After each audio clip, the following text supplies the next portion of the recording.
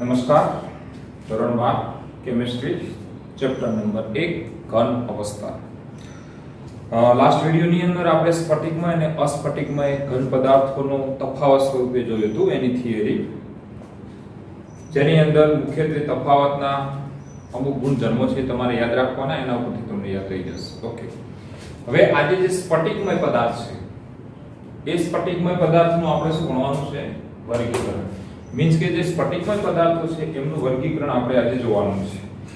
હવે જોવા જઈએ તો ભાઈ કે સ્ફટિકમય ઘન પદાર્થો જે છે એમના ગુણધર્મો તો આપણે બધા જાણીએ છીએ કે તેઓ ભૌમિતિક આકાર ધરાવતા હોય છે, એમના ગલનબિંદુ જે છે એ ઊંચા હોય છે, પછી ચિરાડ ગુણધર્મ ધરાવે છે, સાચા ઘન છે, આ બધી બાબતોની ચર્ચા કરી નાખી. એ ઉપરાંત કેટલાક એવા પદાર્થો છે કે જેમનો ક્રમ છે એ ખૂબ જ નાનો છે, તેમ છતાં તેઓ સ્ફટિકમય પદાર્થો છે.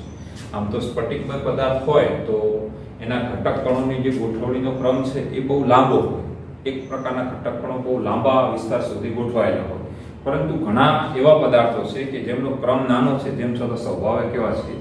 સ્ફટિકમય છે.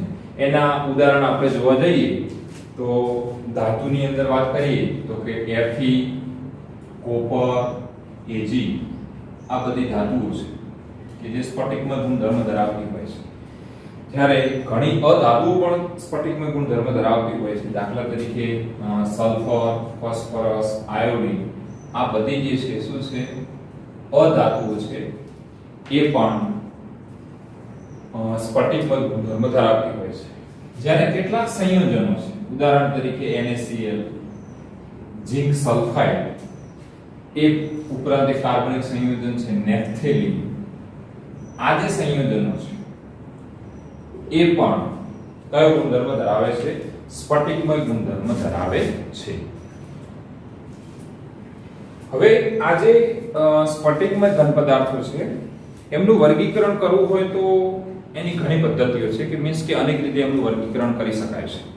તેમ છતાં અહીંયા જે છે એ મુખ્યત્વે એમની વચ્ચેનું જે આંતરાણવીય બળો છે કે જે એકબીજાને ઘટક કણોને એકબીજાને શું કરવાનું રાખે છે? જકડી રાખવાનું કામ કરે છે.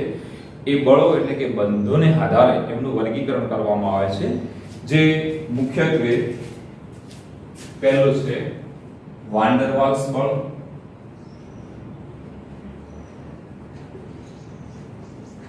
બે નંબરની અંદર છે આયનીય બળ, 3 નંબરમાં છે સહસંયોજક બંધ અને 4 નંબરની અંદર છે ધાત્વીય બંધ. તો આ 4 બંધોને આધારે અને વાન ડર વાલ્સ બળને આધારે સ્ફટિકમય ઘન પદાર્થનું વર્ગીકરણ મુખ્યત્વે 4 પ્રકારે થાય છે. અહીંયા હું લખી નાખું છું 4 પ્રકાર. એમાં એક છે આણ્વીય ઘન પદાર્થ, 2 નંબર છે આયનીય ઘન પદાર્થ, 3 નંબરમાં છે ધાત્વીય ઘન પદાર્થ, 4 નંબરમાં છે સહસંયોજક અથવા જાળીદાર ઘન પદાર્થ. તો મુખ્યત્વે તમારે આ 4 પ્રકારનું વર્ગીકરણ ભણવાનું છે, બરાબર છે. હવે એની અંદર પહેલું જોઈએ આપણે આણ્વીય ઘન પદાર્થ. હવે આણ્વીય ઘન પદાર્થ કોને કહીશું? તો શબ્દ ઉપરથી ખબર પડશે કે એની અંદર કયા કયા પદાર્થો આવેલા હોય છે, બરાબર છે. તો આણ્વીય ઘન પદાર્થ છે એનું પાછું 3 પ્રકારે વર્ગીકરણ થાય છે. આણ્વીય ઘન પદાર્થ જે 3 પ્રકારના છે એની અંદર પહેલું છે અધ્રુવીય ઘન પદાર્થ, 2 નંબરમાં છે ધ્રુવીય ઘન પદાર્થ અને 3 નંબરમાં છે હાઇડ્રોજન બંધિત ઘન પદાર્થ. અધ્રુવીય, ધ્રુવીય અને હાઇડ્રોજન બંધિત ઘન પદાર્થ. હવે આ ત્રણના વર્ગીકરણ માટે અમુક આપણે કોમન પોઈન્ટ કાઢી દઈએ છીએ કે જેને કારણે ત્રણે ત્રણનું વર્ગીકરણ આપણે સરળ રીતે ભણી શકીશું. તો એની અંદર પહેલું હું લખું છું ઘટક કણ. હવે થોડું શોર્ટકટ કરેલું છે ઘટક કણ. 2 નંબરની અંદર છે એની અંદર કયા કયા પ્રકારના આકર્ષણ બળો છે. ત્રીજા નંબરની અંદર એના ઉદાહરણ તમે કયા કયા લઈ શકશો, બરાબર છે. પછી છે એની કઠિનતા, ત્યારબાદ એમની વિદ્યુત વાહકતા,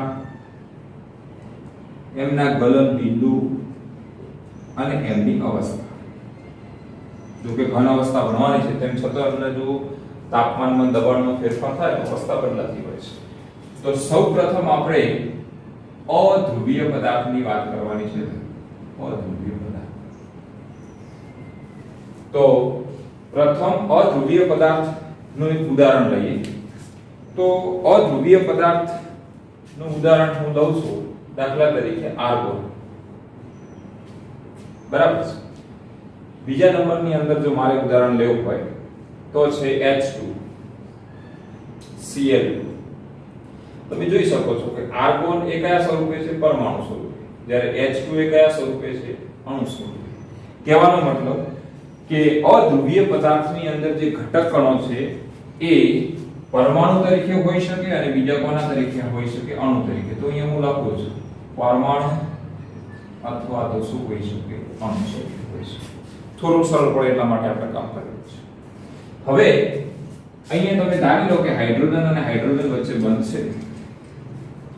તો આપ જોઈ શકો છો કે બંને પરમાણુ સમાન છે, એટલે આ જે બંધ છે એ સંપૂર્ણપણે કેવો બંધ કહેવાશે, અધ્રુવીય બંધ અને સહસંયોજક બંધ થશે. એટલે અહીંયા વિદ્યુત ઋણતાનો કેવો કોઈ તફાવત જોવા મળતો નથી. તો હવે આ જે બંધો છે એમાં કયું આકર્ષણ લાવતું હશે, તો આની અંદર વિસર્જન પ્રકારનું અથવા તો આપણે કહીએ જેને લંડન બળો લાગતા હોય છે. લંડન બળો તમે કોને કહીશું, દાખલા તરીકે એક આ H2 છે ને એક આ બીજો H2 છે. તો આ H2 નું કેન્દ્ર એના ઇલેક્ટ્રોન, આનું કેન્દ્ર આના ઇલેક્ટ્રોન, આ બંને વચ્ચે જે આકર્ષણ હોય છે એને આપણે બોલીશું વિસર્જન અથવા લંડન બળ. તો આકર્ષણ બળો કયા હોય છે, તો વિસર્જન અથવા તો કયા બળો બોલીશું, લંડન બળો હોય છે. મીન્સ કે અધ્રુવીય પદાર્થો આ બળોથી જકડાયેલા હોય છે. ત્યારબાદ ઉદાહરણ તો આપણને ખબર છે, આર્ગોન છે, હિલિયમ છે, H2 છે, Cl2 છે, I2 છે, બરાબર છે. આ તમે ઉદાહરણ તરીકે લઈ શકો છો. ઓકે. હવે એમની કઠિનતા વિશે શું કહી શકાય, તો એમની કઠિનતા કેવી હોય છે, મીન્સ કે વધારે પડતા સખત હોય છે, ના, તો તેઓ એકદમ પોચા અને કેવા હોય છે, નરમ હોય છે. તો એમની કઠિનતા જે છે એટલે કે પોચા હોય છે અને કેવા હોય છે, નરમ હોય છે. વિદ્યુતીય વાહકતા. હવે વિદ્યુતીય વાહકતા માટે કોણ જવાબદાર છે, તો કો તો આયન જવાબદાર છે અથવા તો શું જવાબદાર છે, ઇલેક્ટ્રોન. તો જ્યારે અધ્રુવીય પદાર્થો હોય એ તો પરમાણુને કયા સ્વરૂપે છે, અણુ સ્વરૂપે, એટલે નથી એની અંદર કોઈ પણ પ્રકારનો આયન કે એની અંદર નથી કોઈ પણ પ્રકારના મુક્ત ઇલેક્ટ્રોન.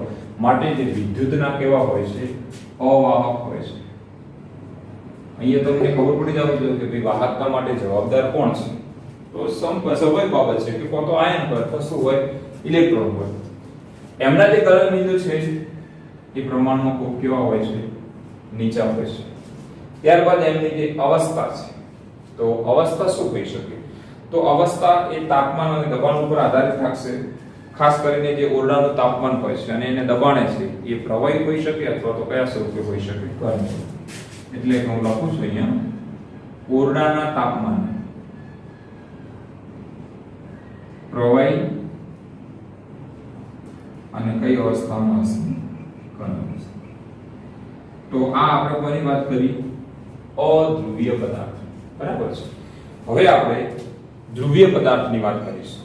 મીન્સ કે ધ્રુવીય પદાર્થની અંદર શું ઘટના જોવા મળશે આપણને. ચલો હવે ધ્રુવીય પદાર્થ.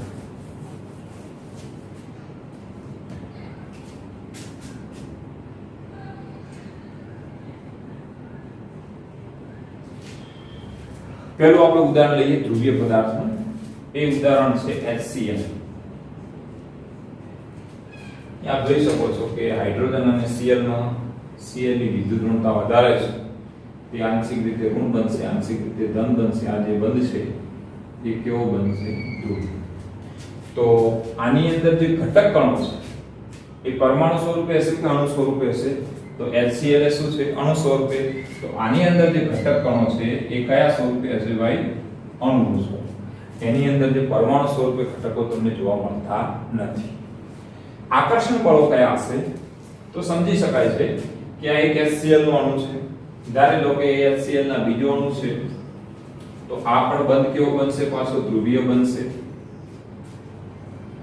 આ બંને વચ્ચે શું થશે? આકર્ષણ. એટલે કે ધ્રુવીય ધ્રુવીય પ્રકારનું આકર્ષણ બળ લાગુ પડશે, જે ધોરણ 11 માં આપણે ભણી ગયા છીએ. બરાબર છે? ધ્રુવીય ધ્રુવીય. તો અહીંયા હું લખું છું બળ કયો છે? તો કે ભાઈ ધ્રુવીય ધ્રુવીય, ડાયપોલ ડાયપોલ ઇન્ટરેક્શન ફોર્સ. ધ્રુવીય ધ્રુવીય પ્રકારના આકર્ષણ બળો એની અંદર લાગુ પડતા હોય છે. બરાબર છે? ઉદાહરણની અંદર HCl છે, SO2 છે, NH3 છે, કે જે બંધ કેવો હોય? ધ્રુવીય હોય. એવા તમે કોઈ પણ ઉદાહરણ લઈ શકો છો. ઓકે. કઠિનતાની વાત કરીએ તો બંધ ધ્રુવીય હોવાને કારણે તેઓ કેવા હોય છે? પોચા હોય છે. ચાલો પછી વિદ્યુત વાહકતા કેવી હોય છે? હવે વિદ્યુત જે વાહકતા છે એ પાછી આયનો ઉપર આધાર રાખશે. તો અહીંયા જે આયનો છે છૂટા તો પડતા નથી ઘન સ્થિતિની અંદર, તો એમની જે વિદ્યુત વાહક છે એ અવાહકતા બતાવશે. મીન્સ કે તેઓ વિદ્યુતના વાહક નથી. ગલન બિંદુ જે છે એ આનાથી થોડા ઊંચા હશે, કારણ કે અહીંયા વિસર્જન કે લંડન બળ જોવા મળે છે, જ્યારે અહીંયા શું મળે છે? ધ્રુવીય ધ્રુવીય. મીન્સ કે અણુ એકબીજા સાથે વધારે બળથી જકડાયેલો હશે, એટલે એની સાપેક્ષમાં એના જે ગલન બિંદુ છે એ કેવા હશે? ઊંચા હશે. બરાબર છે? અને આ જે છે એમની ભૌતિક સ્થિતિ મોસ્ટ ઓફલી કઈ હોય છે? વાયુ અને પ્રવાહી હોય છે. સમજી શકો છો HCl, SO2, NH3. પરંતુ એનો અભ્યાસ આપણે કઈ અવસ્થામાં કરવાનો થશે? ઘન અવસ્થા. ઓકે. ત્યારબાદ આવશે હાઇડ્રોજન બંધિત ઘન પદાર્થ. હાઇડ્રોજન બંધ એ પણ એક પ્રકારનું શું છે? નિર્બળ આકર્ષણ બળ છે. હવે એ કોની અંદર જોવા મળશે? તો એ અણુની અંદર જોવા મળશે, કારણ કે એકલા પરમાણુ તો હાઇડ્રોજન બંધ શક્ય નથી. આપણે ઉદાહરણ સમજીએ. ખાસ કરીને હું લખું છું કે હાઇડ્રોજન ફ્લોરિન, નાઇટ્રોજન હાઇડ્રોજન અને ઓક્સિજન હાઇડ્રોજન. આ પ્રકારના જે બંધ હોય છે એની અંદર હાઇડ્રોજન બંધ વધુ જોવા મળતો હોય છે. તમે સમજી શકો છો કે વિદ્યુત ઋણતા વધારે છે, આંશિક રીતે શું બનશે? ધન બનશે.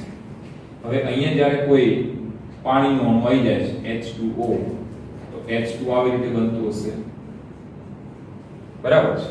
અહીંયા પણ આ માઈનસ બનશે, આ શું બનશે? Plus plus. આ શું બને છે? હાઇડ્રોજન બંધ. તો એક અણુ બીજા અણુ સાથે નિર્બળ આકર્ષણથી જોડાયેલો હોય છે. એ નિર્બળ આકર્ષણને શું બોલાય છે? હાઇડ્રોજન બંધ બોલાય છે. ચલો આટલા સુધી ક્લિયર થઈ ગયું. તો એમની વચ્ચે જે બળ છે એ કયો હશે? હાઇડ્રોજન બંધ પ્રકારનું બળ હશે.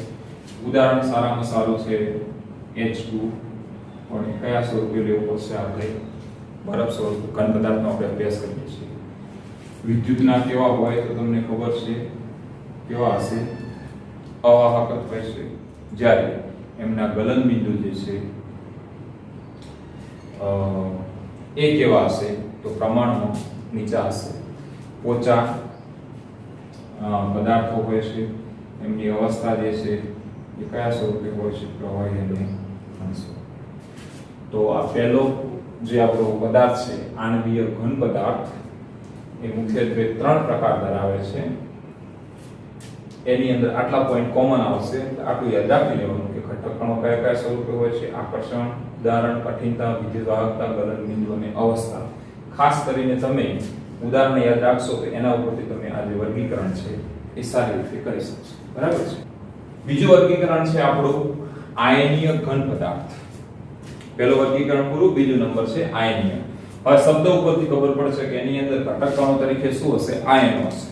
તો સૌપ્રથમ આની અંદર જે ઘટક કણો છે એ કયા સ્વરૂપે હશે? આયનનું સ્વરૂપ. હું પહેલું તમને ઉદાહરણ લઈને સમજાવું છું એટલે ખબર પડી જશે. દાખલા તરીકે NaCl, જેની અંદર Na+ અને શું હશે? Cl- ઘટક કણો જે છે કયા સ્વરૂપે છે? આયન સ્વરૂપે છે. હવે એમની વચ્ચે આકર્ષણ બળ કયું હશે? તો ધન આયન અને ઋણ આયન હોય એટલે એની કહેવાશે સ્થિર વિદ્યુતીય આકર્ષણ. કયું બોલીશું? સ્થિર વિદ્યુતીય અથવા તો કુલંબિક આકર્ષણ બળ એમની વચ્ચે હોય છે. ધન આયન અને ઋણ આયન હોય છે. બરાબર છે.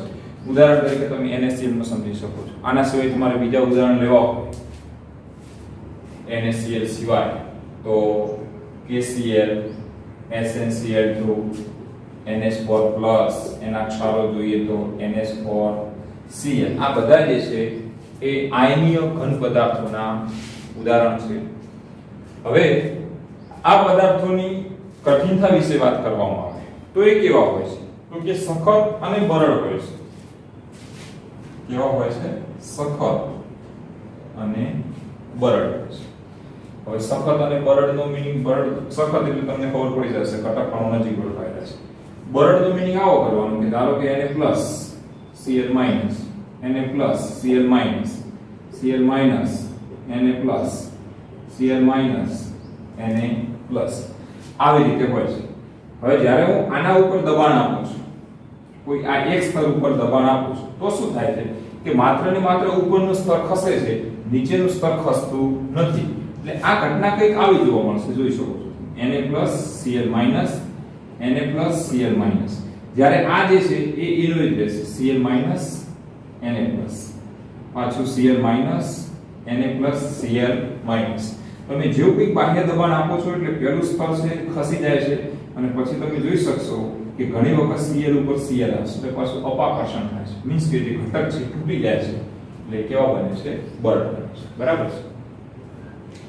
હવે એમની વિદ્યુત વાહકતા વિશેની વાત કરવાની છે. તો એ વિદ્યુતના કેવા હશે? વાહક હશે કે અવાહક હશે? તો શું કહી શકાય?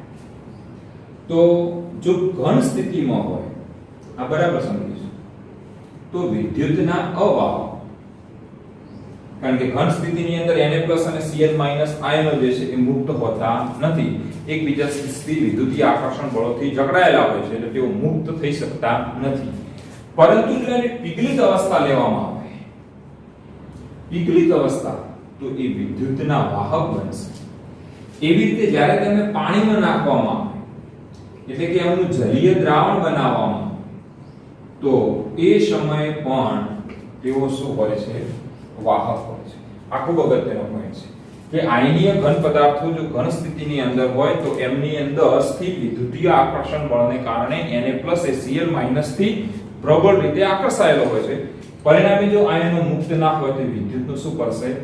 વહન કરી શકતા નથી. એટલે કે કેવા હોય છે? અવાહક હોય છે. પરંતુ જે પીગલિત અવસ્થાને ઊંચા તાપમાને ગરમ કરવામાં આવે છે તો આ સ્થિર વિદ્યુતીય બળો જે છે એ તૂટી જાય છે. પરિણામે Na+ અને Cl- પડે છે, છૂટા પડે છે.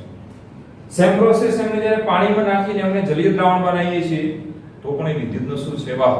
આપણે સીધું ઉદાહરણ લઈએ કે ભાઈ ઘન મીઠું છે, એની અંદર વિદ્યુત પ્રવાહનું વહન થતું નથી, પરંતુ એને જો ગરમ કરવામાં આવે, મીઠાને પીગાળી નાખવામાં આવે તો વિદ્યુતનું વહન કરશે. અથવા તો પાણીમાં મીઠું નાખો છો અને પછી જો વિદ્યુત પ્રવાહ પસાર કરો તો વિદ્યુત પ્રવાહ પસાર થઈ શકે છે. બરાબર છે. અને એમના જે ગલન બિંદુ છે એ કેવા હોય છે? તો કે ઊંચા. ચાલો આટલું ક્લિયર? ઓકે. હવે ત્રીજા નંબરમાં જોઈ લઈએ ધાત્વિય ઘન. ધાત્વિય ઘન. હવે આ ધાત્વિય ઘન સમજવા માટે આપણે એક ઇલેક્ટ્રોન સમુદ્ર નમૂનો, પહેલી હું કઈ રીતે એની અંદર ગોઠવણી હોય છે એ હું તમને બતાવી દઉં છું કે ધાતુઓ જે છે એ ખાસ કરીને એમાં ધાતુ આયનનો ક્રમ છે એ નિશ્ચિત હોય છે. કઈ રીતે? ધારે જો આવી Na છે એ પ્લસ બને છે એ સમયે ઇલેક્ટ્રોન ગુમાવી નાખે છે. Na પ્લસ એ ઇલેક્ટ્રોન શું કરે છે? ગુમાવી નાખે છે. આવી રીતે ગોઠવાયેલું છે.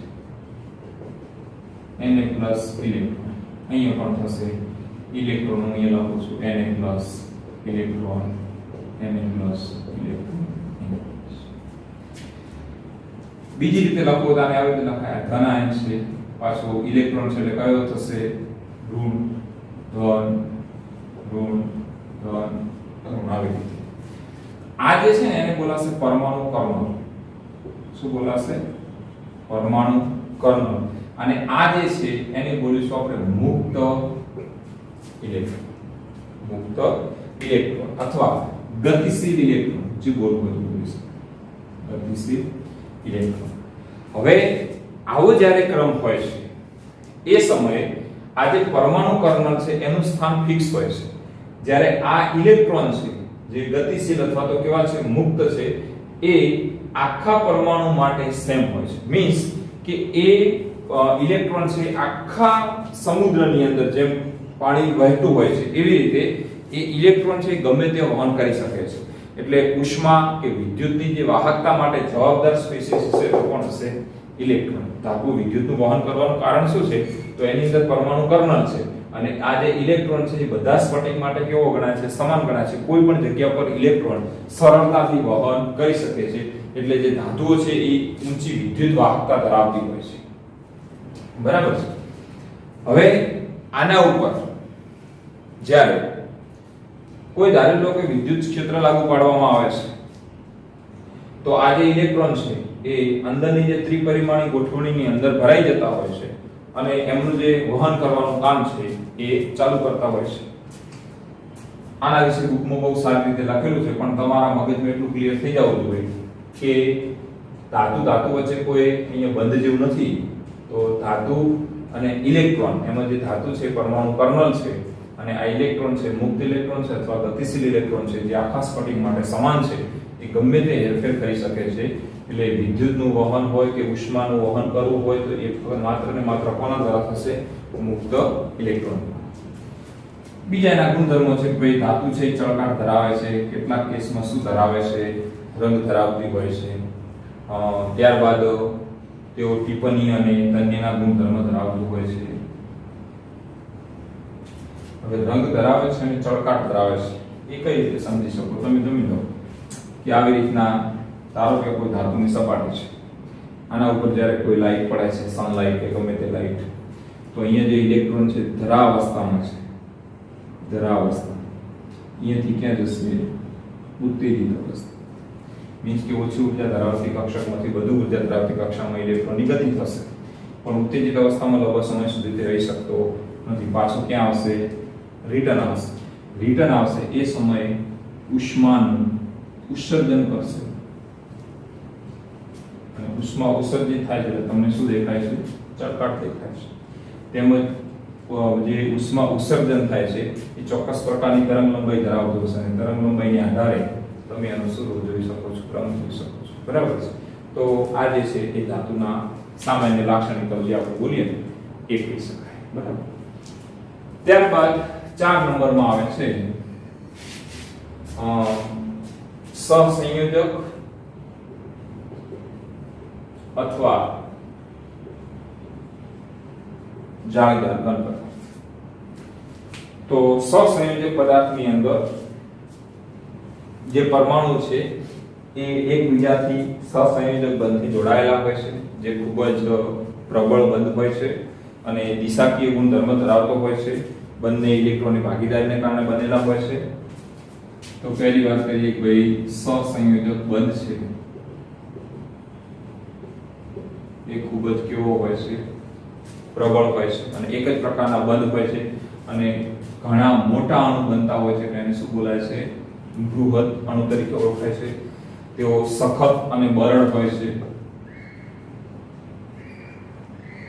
એમના જે ગલન બિંદુ છે એ ખૂબ જ ઊંચા હોય છે એ હવે તમને ખબર પડશે એક હીરો અને બીજું ઉદાહરણ આપણે ગ્રેફાઇટ અહીંયા તમારો પોઈન્ટ ક્લિયર થશે તો હીરાની અંદર રચના શું છે કે એક કાર્બન પરમાણુ બીજા 4 કાર્બન પરમાણુ સાથે જોડાયેલો છે એક કાર્બન પરમાણુ બીજા કેટલા 4 કાર્બન પરમાણુ સાથે હવે આ રચના આપણે સ્ટોપ નથી થઈ જતી પાછો આ કાર્બન પરમાણુ બીજા 4 કાર્બન સાથે જોડાય છે થઈ ગયું ફરીવાર આ કાર્બન પાછો બીજા કેટલા સાથે જોડાય છે 4 કાર્બન સાથે આવી રીતે એક મોટો અણુ બને છે જે બૃહદ અણુ તરીકે ઓળખાય છે હવે હીરાની વાત કરવામાં આવે તો એક કાર્બન બીજા 4 કાર્બન પરમાણુ સાથે જોડાયેલો છે એટલે એને તમે વિચારી શકો છો કે કે કાર્બનની જે સંયોજકતા છે એ પૂર્ણ થઈ જાય છે. કાર્બનની બાહ્યતમ કક્ષામાં કેટલા ઇલેક્ટ્રોન હોય છે? 4.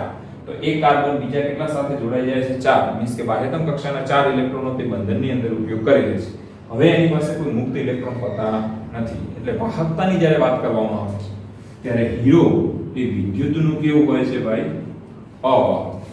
અવાહકતા માટે કોણ જવાબદાર છે? તો એની અંદર વાહકતા મુખ્યત્વે બે પરિબળો ઉપર ખાસ આધાર રાખશે. કો તો એની અંદર આયનો હોવા જોઈએ અથવા એની અંદર મુક્ત ઇલેક્ટ્રોન હોવા જોઈએ.